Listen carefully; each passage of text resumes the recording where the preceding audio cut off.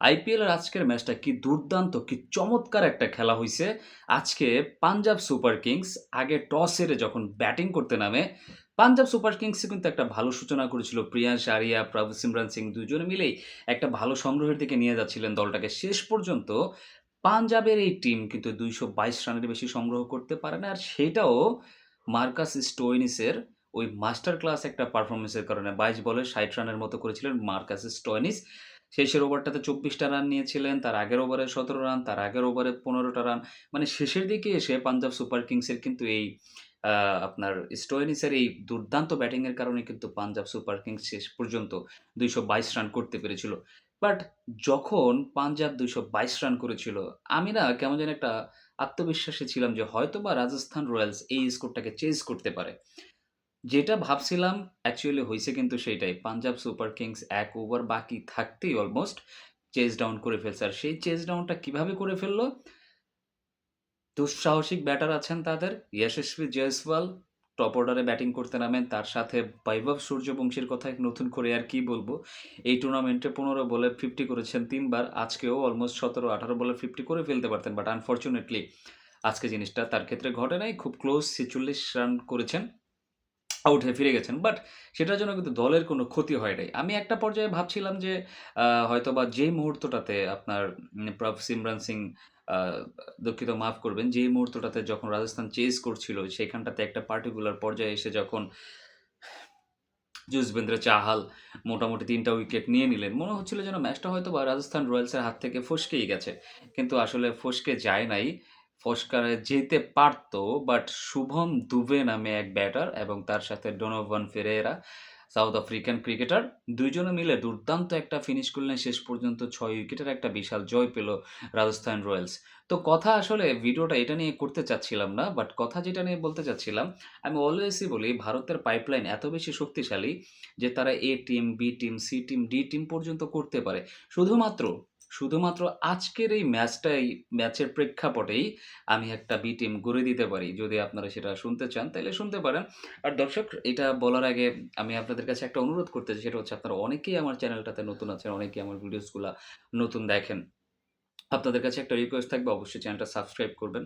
আর video ভালো লাগলে অবশ্যই লাইক, কমেন্টস করবেন। দেখেন, আজকে যে আমি যে টিমটার কথা বলব, ভারতের বি টিমও যে কোনো একটা টুর্নামেন্টে চ্যাম্পিয়ন হওয়ার যোগ্য দাবিদার রাখতে পারে, সেটা আজকে এই ২ টিমের মাঝখান থেকে একটা বি টিম তৈরি করা যায় ভারতের। কিভাবে তৈরি করা যায় বলব? যেমন ধরেন, টপ অর্ডার ব্যাটারের ক্ষেত্রে আপনি ভারতের আ মানে এই ক্ষেত্রে ৪ জন টপ অর্ডার ব্যাটারকেই নিতে হয় ভাই। বিশ্বাস করেন, পাঞ্জাব সুপার কিংসের ২ জন ব্যাটার, প্রভ সিমরন সিং, প্রিয়াংশ আরিয়া, এই ২ জন। তার সাথে ওইখান থেকে আরও নিতে হয় আপনার শ্রেয়াস আইয়ারকে, গেল কয়জন? ৩ জন।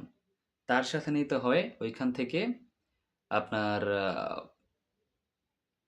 আগে আপাতত ৩ জন ব্যাটারের কথাই ধরি। আর এই পাশে আপনি আসেন রাজস্থান রয়্যালসের থেকে।